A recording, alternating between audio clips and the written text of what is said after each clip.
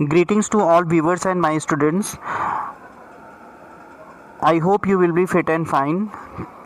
Today we are going to read the fifth story of the book Footprints Without Feet, and the name of the story is also Footprints Without Feet, written by H.G. Wells.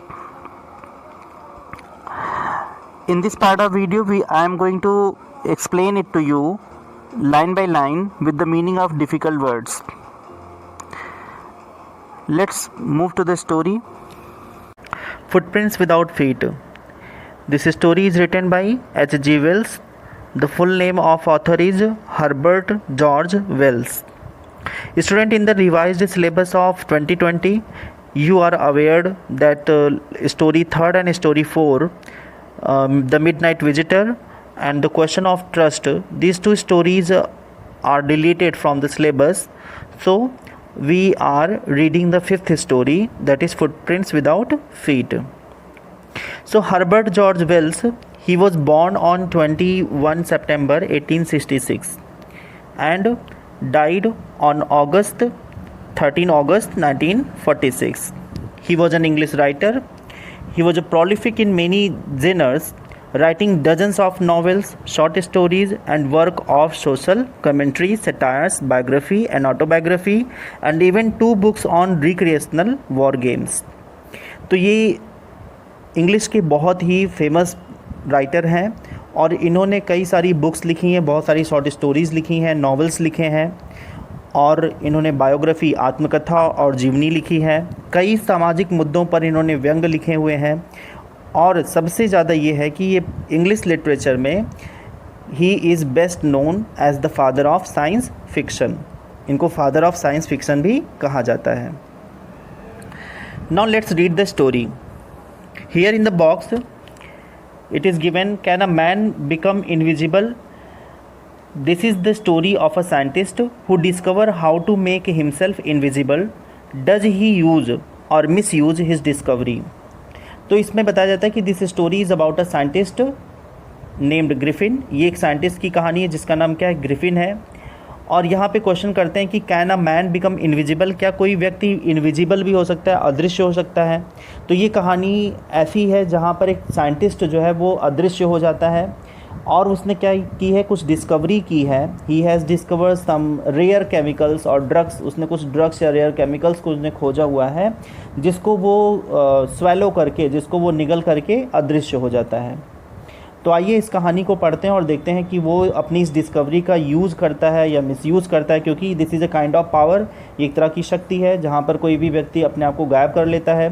तो इस कहानी को पढ़ते हैं कि वो इस शक्ति से, ये जो कहानी है जिसमें वो गायब हो रहा है, इस जो उसके अंदर ये पावर है, जो उसके अंदर ये शक्ति है, इसका वो मिसयूज़ करता है या मिसयूज़ करता है। Couple of questions are given before the text of story. Story के टेक्स्ट के पहले 2 क्वेश्चन दिए गए हैं। The questions are here, how did the invisible man first become visible? कैसे एक अदृश्य इंसान जो है, कैसे वो विजिबल होता है? और दूसरा क्वेश्चन ये दिया गया है कि why was he wandering the streets? वो जो है स्ट्रीट्स में क्यों घूम रहा था, गलियों में क्यों घूम रहा था? तो चलिए हम लोग इस टेक्स्ट को पढ़ते हैं और पता लगाते हैं कि इन दोनों क्वेश्चन का आंसर क्या होगा। The 2 boys started in surprise and at the fresh muddy imprints of a pair of bare feet. 2 लड़के बहुत ही आश्चर्य से देख रहे थे कि एक अचानक से जो है वहाँ पर मडी इम्प्रिंट्स, बिल्कुल फ्रेश, मतलब तुरंत का जो है जस्ट एक मडी इम्प्रिंट्स उनको दिखाई देता है। Of a pair of bare feet. Bare feet means क्या होता है कि वियरिंग नथिंग ऑन फीट। जब आप पैर में कुछ नहीं पहने होते उसको क्या बोलते हैं, बेयर फीट। तो 2 बच्चे वहाँ पर खड़े होते हैं, 2 लड़के खड़े होते हैं लंदन में, और वो देखते हैं कि बिल्कुल अभी तुरंत कीचड़ से डूबा हुआ एक पैर है जिसके निशान वहाँ पे बने हुए हैं, और वो क्या है, बेयर फीट है। मतलब उसने स्लीपर्स नहीं पहनी है, उसमें पैर के निशान बनते हैं, कीचड़ में पैर के निशान बने होते हैं। What was a bare footed man doing on the steps of a house? और जो व्यक्ति, जिसके मतलब जो एक आदमी है जिसका जो है नंगे पैर वो एक हाउस के बाहर वो खड़ा हुआ है, उसके स्टेप्स मतलब उसकी सीढ़ी के पास उसका पैर का निशान मतलब क्यों बन रहा है, और वो आदमी वहाँ पे कर क्या रहा है, in the middle of London. वो भी लंदन के बिल्कुल बीच में, मतलब कोई एक बहुत ही प्राइम लोकेशन है जहाँ पर ये एक्सपेक्टेड नहीं है कि कोई नंगे पैर वहाँ पर चले, क्योंकि लंदन वैसे ही एक रिच सिटी है। तो उस रिच सिटी में अगर कोई ऐसे नंगे पैर उसके पैर का निशान बने, वो भी कीचड़ का निशान बना हो, तो ये एक this a matter of surprise, ये बहुत ही आश्चर्य की बात है। तो लंदन की बिल्कुल बीचों बीच में जो है एक घर है जहाँ पर एक व्यक्ति का जो है पैर का निशान बना होता है। तो इसको देख करके दोनों लड़के बहुत ही सरप्राइज होते हैं। And where was the man, और वो आदमी है कहाँ। As they gazed a remarkable sight met their eyes, और इस रिमार्केबल, ये जो एकदम बहुत ही स्ट्रेंज साइट है, रिमार्केबल मीन्स क्या होता है यहाँ पर, स्ट्रेंज, बहुत ही अद्भुत ये दृश्य उनको देखने को मिलता है। और यहाँ पर दोनों बच्चे जो है उसको देखते हैं। अ fresh footmark appeared from nowhere, अब वहाँ पे एक फ्रेश, बिल्कुल तुरंत का जो है चलने का निशान वहाँ पे बना हुआ है, और जबकि कोई आदमी वहाँ पर दिखाई नहीं दे रहा है। The man was not visible but footprint were visible, लेकिन जो फुटप्रिंट्स थे दैट वर विजिबल, वो वहाँ दिखाई दे रहे थे, but the man was not visible. As they gazed A remarkable sight met their eyes. A fresh footmark appeared from nowhere. वहाँ पे फ्रेश फुटमार्क दिखाई दिया और आदमी वहाँ कोई नहीं दिखाई दे रहा था। Further footprints followed one after another, फिर अचानक क्या हुआ कि आगे जो सरप्राइज और उनको हुआ कि जो फुटप्रिंट्स के जो मार्क्स थे वो एक के बाद एक बनते जा रहे थे। इट मीन्स क्या होता है कि वो जो पैर के निशान थे वो सीढ़ियों से उतरते हुए बनते जा रहे थे, descending the steps and progressing down the streets. तो जो कीचड़ के जो निशान थे, पैरों के जो निशान बने हुए थे कीचड़ से लगे हुए, वो सीढ़ियों से नीचे उतरते हुए गली की तरफ बढ़ते हुए जा रहे थे। द बॉयज़ फॉलोड, और जो जिन लड़कों ने इसको देखा वो उसका पीछा करने लगे। Fascinated until the muddy impression become फेंटर and फेंटर, और वो उस पैर का तब तक पीछा करते रहे जब तक कि वो एकदम बिल्कुल हल्का नहीं हो गया। फेंटर एंड फेंटर मीन्स क्या होता है, जब तक एकदम वो लाइट नहीं हो गया। लाइट मीन्स क्या होता है कि जैसे अगर आपका पैर कीचड़ में डूब जाए और आप चलें कुछ दूर तक, तो कुछ देर बाद क्या होगा कि कीचड़ के जो निशान हैं, या आप वेट फीट ले लीजिए, अपने भीगे हुए पैर का निशान ले लीजिए, तो वो बहुत दूर तक नहीं रहते हैं। कुछ समय के बाद वो हल्के हो जाते हैं वो निशान, और फिर धीरे धीरे पानी वो सूख जाता है। तो उसी ढंग से जो यहाँ पे साइंटिस्ट है उसके पैर जो है कीचड़ से डूबे हुए रहते हैं, और वो जैसे आगे बढ़ता जाता है तो कुछ समय के बाद उसके पैर के निशान गायब हो जाते हैं। तो जब तक दिखाई देते हैं तब तक वो दोनों लड़के उसका पीछा करते हैं, और वो घर की सीढ़ियों से नीचे उतरते हुए गली की तरफ बढ़ता है, और बच्चे गली की तरफ उसको बहुत ही फैसिनेट होते हैं, बहुत ही क्यूरियस होते हैं कि ये निशान कैसे बनता जा रहा है जबकि कोई आदमी दिखाई नहीं दे रहा है। तो बच्चे उसका पीछा करते हुए आगे जाते हैं। And at last disappeared all together, और फिर अचानक से क्या होता है, जो पैरों के निशान होते हैं वो अचानक एक जगह पर आने के बाद गायब हो जाते हैं, फिर उनको वो निशान नहीं दिखते हैं उन लड़कों को। The explanation of the mystery was really simple enough, और ये जो इसका एक व्याख्यान है, जो इसका एक्सप्लेनेशन है इस मिस्ट्री का, इस रहस्य का, वो that was really simply enough, वो क्या था, बहुत ही साधारण था। The bewildered boys had been following a scientist who had just discovered how to make the human body transparent. तो इसका जो रहस्य है वो बहुत ही साधारण था, क्योंकि जो बच्चे परप्लेक्स्ड, बिविल्डर्ड मीन्स होता है परप्लेक्स्ड एंड कंफ्यूज्ड, जो बहुत परेशान थे और बहुत ही कंफ्यूज थे, ये जो बच्चे पीछा कर रहे थे इस पैर का, तो ये कोई मतलब इसका बहुत ही साधारण था, रीजन था इसका बहुत ही साधारण था, जवाब था कि ये साइंटिस्ट का पैर था, और ये एक ऐसा साइंटिस्ट है जिसने अभी जल्द में ही खोज की थी कि जो है कैसे ह्यूमन बॉडी को ट्रांसपेरेंट कर सकते हैं। ट्रांसपेरेंट मीन्स क्या होता है कि जब ह्यूमन बॉडी ट्रांसपेरेंट हो जाएगी तो nobody can see the human body, फिर कोई भी ह्यूमन बॉडी को देख नहीं सकता है कि कोई मतलब कहाँ है, तो ह्यूमन बॉडी विजिबल नहीं होती है। Griffin the scientist had carried out experiment after experiment to prove that the human body could become invisible. इस साइंटिस्ट का नाम क्या था, ग्रिफिन था, और इस साइंटिस्ट ने he carried out means he had done a lot of, carried out means होता है कि परफॉर्म्ड और डन, इसने बहुत सारे जो है एक्सपेरिमेंट किए, बहुत सारे प्रयोग किए इसको पता लगाने के लिए कैसे ह्यूमन बॉडी इनविजिबल हो सकती है। तो उसने कई सारे जो है इसके एक्सपेरिमेंट किए थे और ये प्रूव किया कि जो है ह्यूमन बॉडी कैसे गायब हो सकती है। Finally, he swallowed certain rare drugs and his body became as transparent as a sheet of glass. और फिर अंततः उसने ये पता लगा लिया कि कैसे जो है ह्यूमन बॉडी गायब हो सकती है, और उसको गायब करने के लिए उसने जो है वो क्या करता था, finally he swallowed certain rare drugs. Rare drugs means क्या होता है, which is not available all place, मतलब ऐसी मीन्स नॉट बिफोर सीन, जिसको कभी किसी ने देखा ना हो, उसे क्या बोलते हैं, रेयर। तो ऐसी ड्रग्स को वो खाया करता था जो बिल्कुल कहीं मिलती नहीं थी और जो बहुत ही रेयर हुआ करती थी, बहुत दुर्लभ हुआ करती थी, ऐसी दवाओं को वो खाता था। और उसकी बॉडी क्या होती थी, ट्रांसपेरेंट हो जाती थी, जैसे कि एक ग्लास, जैसे कि एक कांच होता है, कांच के आर पार आप देख सकते हैं। तो उसी तरह से ह्यूमन बॉडी एकदम बिल्कुल डिसअपियर हो जाती थी, जिसके आर पार कोई भी देख सकता था।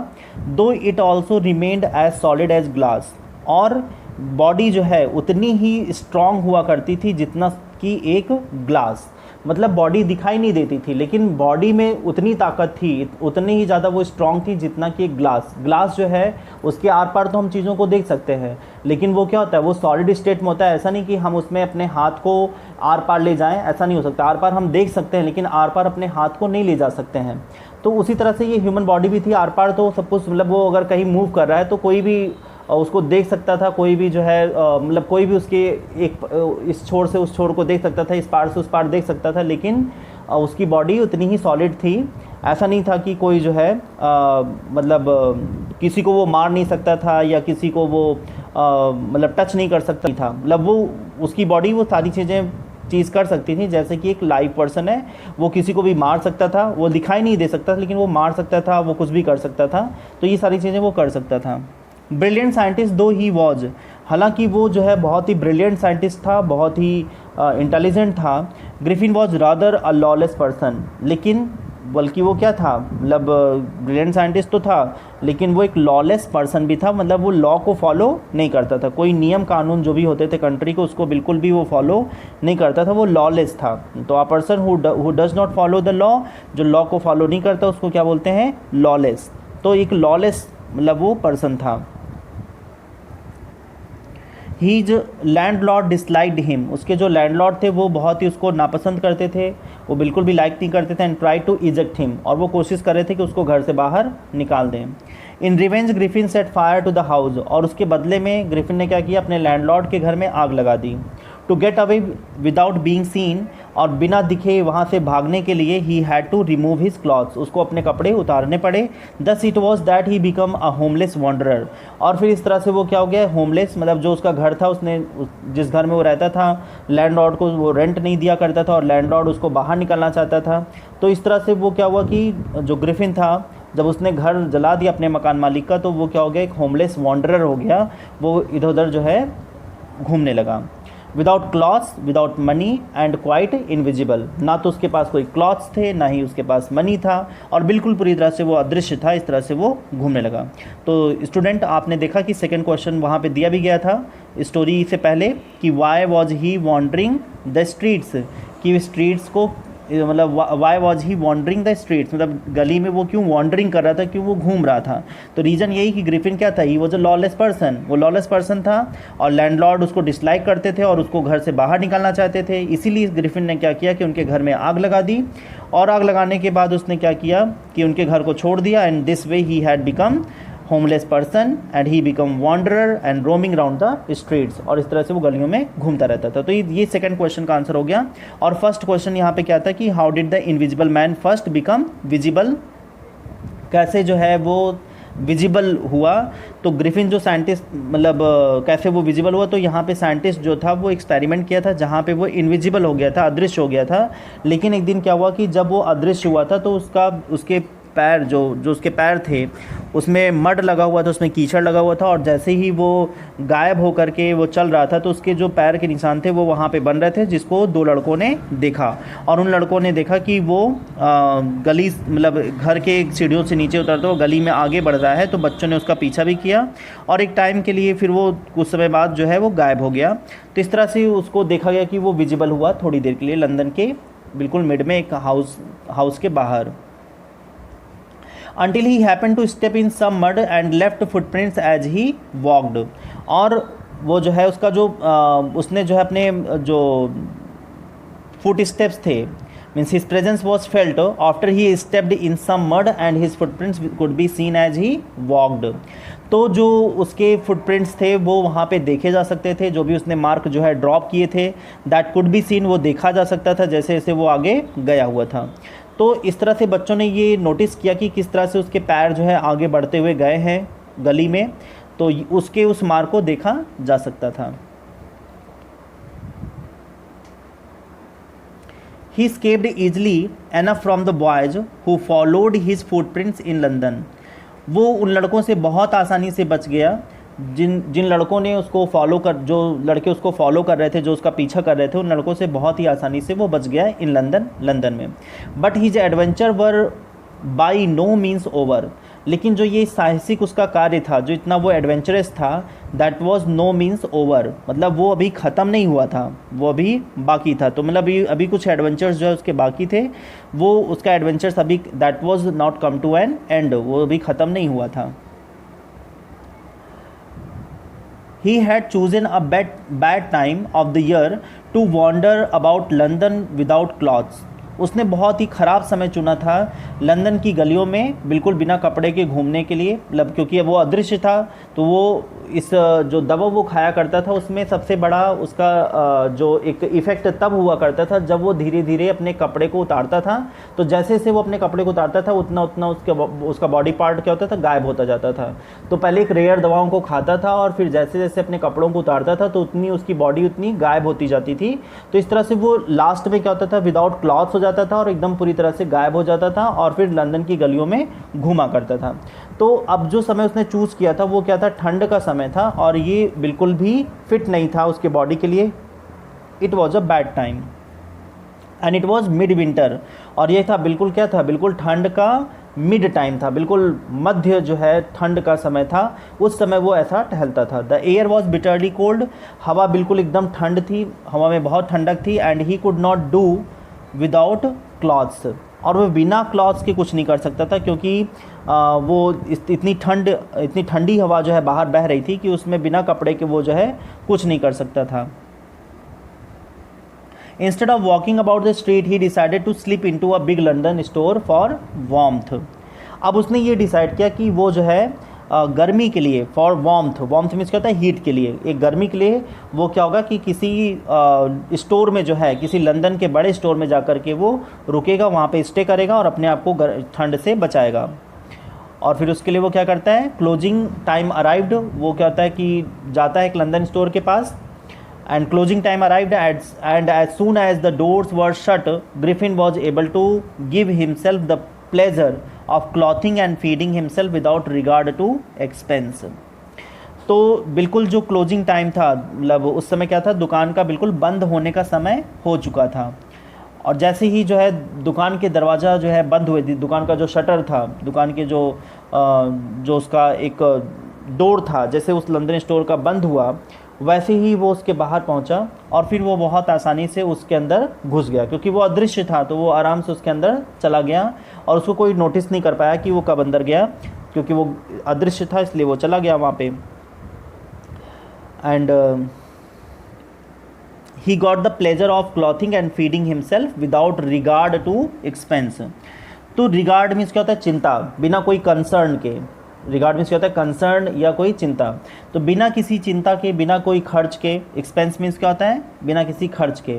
तो बिना किसी चिंता, बिना किसी खर्च के उसको आराम से कपड़े पहनने को मिल गए, खाना खाने को मिल गया वहाँ पर, क्योंकि स्टोर था तो वहाँ पे जैम, बिस्किट्स, चॉकलेट्स, बहुत सारी चीज़ें थी। तो वो आराम से वहाँ पर बिना किसी खर्च के, बिना कोई चिंता के वो आराम से वहाँ पर कपड़े पहन सकता था और खा सकता था। He broke open boxes and wrappers and fitted himself out with warm cloths. उसने क्या किए, कुछ बॉक्स में जिसमें कपड़े रखे हुए थे उस बॉक्स को वो खोलता है, उसको तोड़ता है, and wrappers and fitted himself out with warm cloths. और वो क्या करता है, बॉक्स वगैरह को ओपन करने के बाद उसमें से क्लॉथ्स को निकालता है और क्लॉथ्स निकालने के बाद आराम से जो है वो पहन लेता है, जिससे उसको आराम से वहाँ पर गर्मी मिलने लगती है, अपने आप को रैप करता है गर्म कपड़ों से। Soon with shoes and overcoat and a wide brimmed hat he became a fully dressed and visible person. और जैसे जैसे वो एक कपड़ा पहनता गया, जैसे जैसे कपड़े पहनते गया, वैसे वैसे वो विजिबल होता गया और बहुत जल्द वो जो है पूरा ड्रेस उसने पहन लिया और पूरी तरह से वो विजिबल हो गया। In the kitchen of the restaurant he found cold meat and coffee. और जब वो रेस्टोरेंट के किचन में गया तो वहाँ पे उसको कोल्ड मीट, एक ठंडा जो है मीट रखा हुआ था, कॉफ़ी रखी हुई थी, उसको वहाँ पर मिला। And he followed up the meal and sweets and wine taken from the grocery stores. और फिर वो ग्रॉसरी स्टोर्स में गया, ग्रॉसरी मीन्स जहाँ पर फूड आइटम्स मिलते हैं, उस स्टोर में गया, वहाँ से उसने कुछ खाने के लिए लिया, कुछ स्वीट्स लिया, कुछ वाइन लिया। वाइन ये सब लेने के बाद वो जो है दोबारा वहाँ से आया। Finally he settle down to sleep on a pile of quilts. और क्योंकि वो ग्रॉसरी स्टोर है, मतलब वो एक स्टोर है, स्टोर में जो है मल्टी चीज़ें होती हैं, वहाँ पर बहुत सारी कमोडिटीज़ होती हैं, डेली कमोडिटीज़ होती हैं। तो वहाँ पे क्विल्ट्स, कुछ रजाइयाँ भी थी, गद्दे भी थे, कुशन्स भी थे, जिस पे वो आराम से जा कर के एकदम गद्दे पे जा कर के सो जाता है और अपने आप को कंफर्टेबल करता है वहाँ पे। If only Griffin had managed to wake up in good time all might have been well. अगर खाली ग्रिफिन अपने आप को थोड़ा सा मैनेज किया होता, थोड़ा सा वो अपने आप को संभाला होता, है ना, manage to wake up means if he had succeeded in wake up, अगर वो थोड़ा सा जगने में सफल होता एक सही समय पे, गुड टाइम मीन्स क्या होता है, एक सही समय पर, एक सही उचित समय पर अगर वो अपने आप को उठा पाता तो all might have been well, तो सारी चीज़ें अच्छी होती। इसका मतलब क्या हुआ, रात का खाना, वाइन, जो इतना सब उसने खाया पिया, इसकी वजह से सुबह वो उठ नहीं पाया जब स्टोर खुलता था।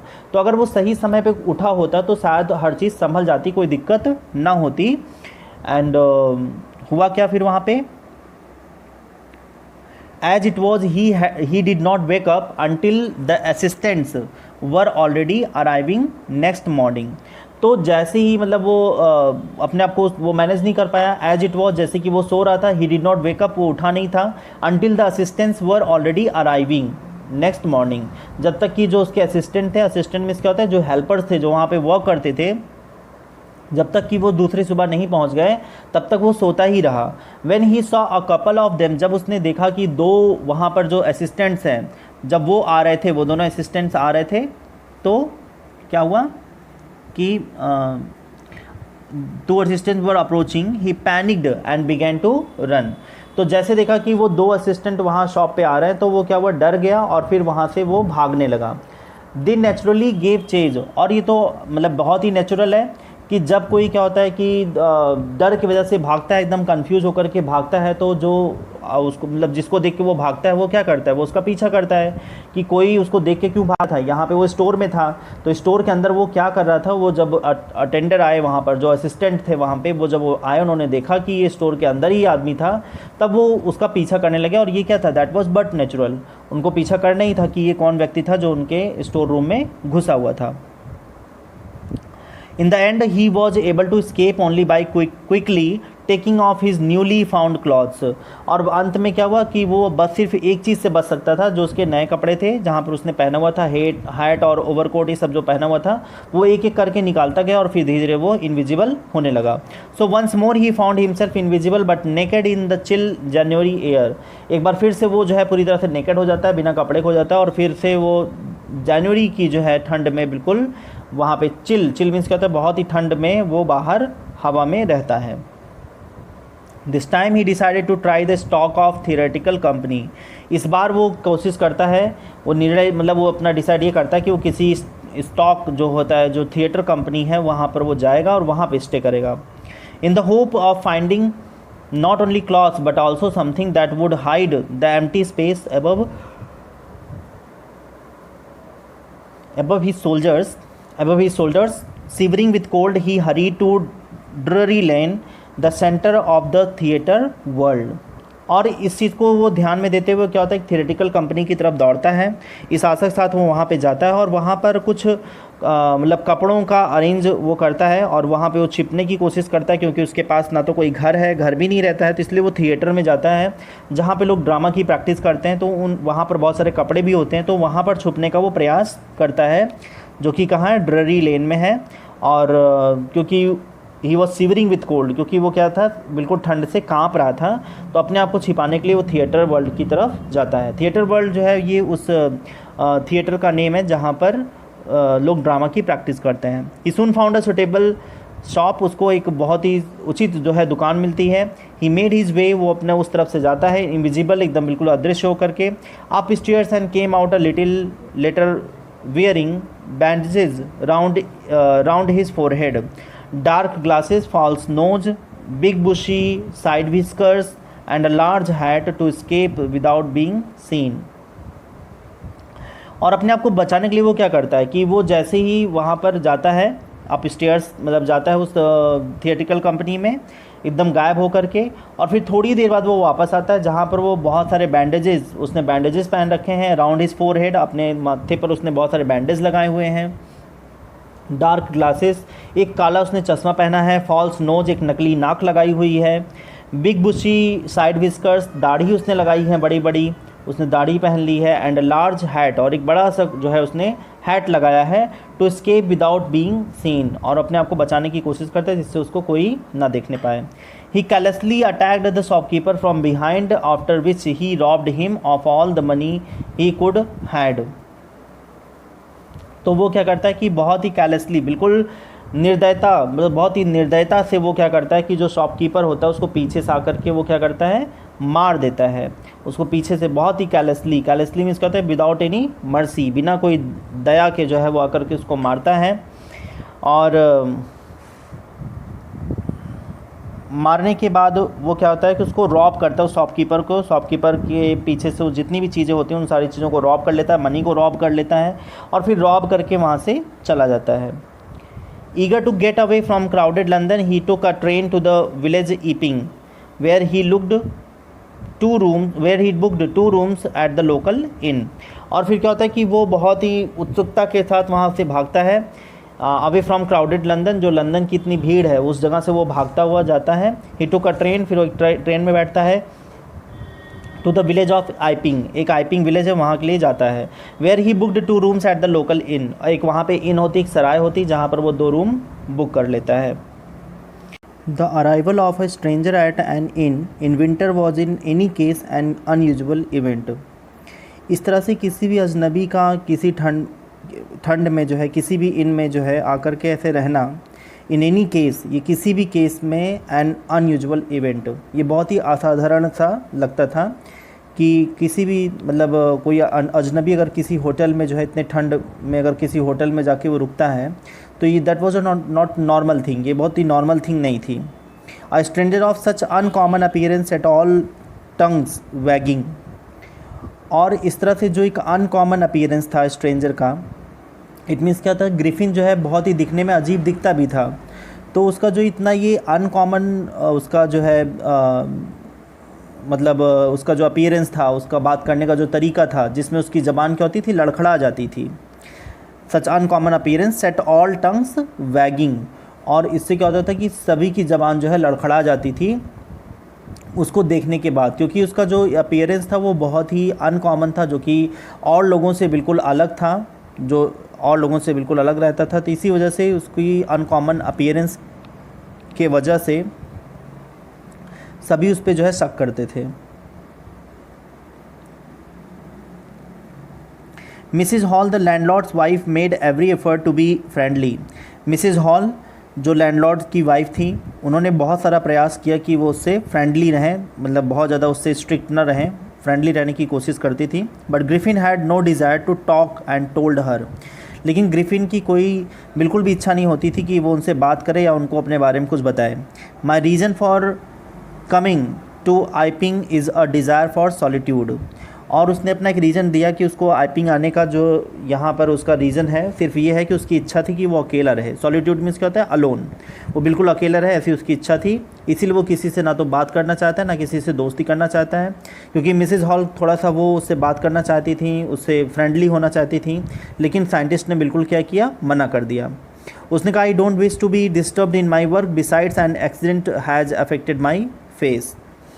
और फिर उसने कहा कि I don't wish to be disturbed in my work, उसने कहा कि उसे अपने काम में कोई दखलंदाजी नहीं चाहिए। बिसाइड्स, और इसके अलावा, N accident has affected my face, क्योंकि वो बैंडेज लगाया था जब उसने वहाँ से वो लंदन से जब वो निकला थिएटर रूम से, तो उसने क्या पहना था, बहुत सारे बैंडेज, बहुत सारी पट्टियाँ उसने अपने माथे पे लगाई थी। तो उसका रीज़न उसने बताया कि ही मेट एन एक्सीडेंट, उसने एक दुर्घटना में उसका चेहरा जो है उससे अफेक्टेड हो गया था, इसीलिए वो इस तरह से दिखता है। Satisfied that her guest was an eccentric scientist and in view of the fact that he had paid her in advance, Mrs. Hall was prepared to excuse his strange habits and irritable temper. Satisfied that her guest was an eccentric scientist. अब यहाँ पे Mrs hall क्या होती हैं, वो satisfied हो जाती हैं, वो संतुष्ट हो जाती हैं कि उनका जो गेस्ट है, जो उनके यहाँ रहने आया है, वो एक इसेंट्रिक साइंटिस्ट है, बहुत ही अनकॉमन, बहुत ही सनकी टाइप का एक साइंटिस्ट है। इसेंट्रिक मीन्स क्या होता है, जो विमिस्कल मीन्स क्या होता है, सनकी। तो बहुत ही विमिस्कल टाइप का एक साइंटिस्ट है, और इसी बात को वो देखते हुए, इसको व्यू करते हुए, और वो बिल्कुल उसको एक्सक्यूज़ करती हैं, उसके ऊपर कुछ नहीं कहती हैं। और क्योंकि वो उनको एडवांस पे भी कर देता है, एक मतलब टाइम होने से पहले ही उनको पेमेंट कर देता है उस रूम का, तो इस वजह से भी वो चुप हो जाती हैं, कहती हैं कि ठीक है कोई नहीं। और वो जो है उसको एक्सक्यूज़ करने के लिए तैयार थी। उसकी स्ट्रेंज हैबिट, जो उसकी एक बिल्कुल अनकॉमन उसकी आदतें हैं, और इरिटेबल टेम्पर, और उसका जो टेम्परामेंट है, उसका जो बिहेवियर है वो बहुत ही इरिटेबल है, बहुत ही इरिटेटिंग है। इसके बाद भी वो उसको एक्सक्यूज़ कर देती हैं। But the stolen money did not last long. अब उसने क्या किया था, थिएटर से शॉपकीपर, जो थिएटर का शॉपकीपर था, उसके पास उसने पैसे चुरा लिए थे, रॉबरी की थी वहाँ पे। तो ये चुराए हुए पैसे बहुत दिन तक काम नहीं आए।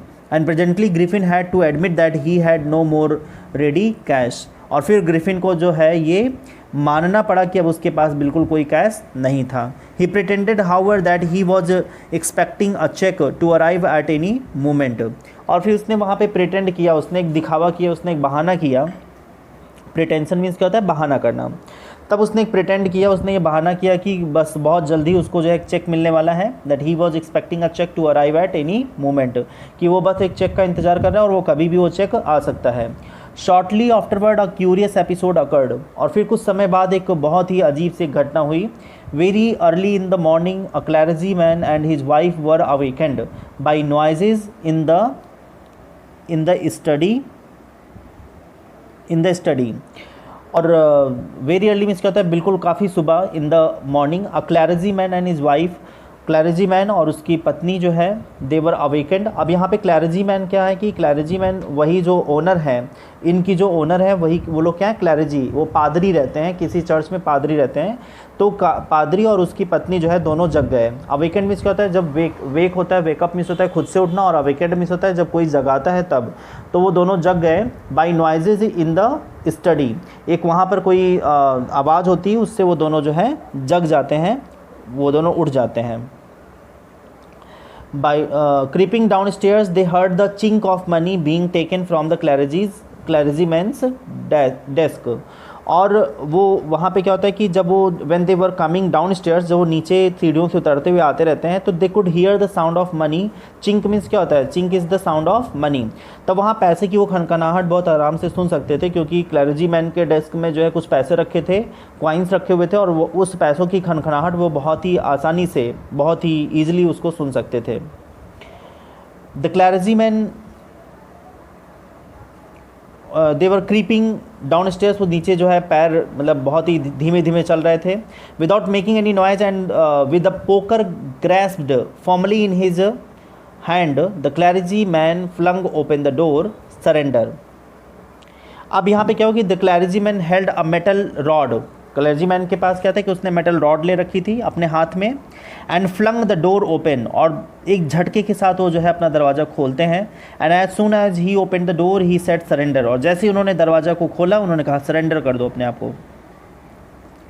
सरेंडर मतलब यहाँ पे क्या होता है कि हार मान लो। Part of video we will finish till here only.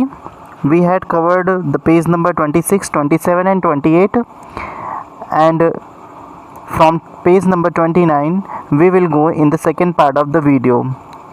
Thank you for watching this video. See you in the next part of the video.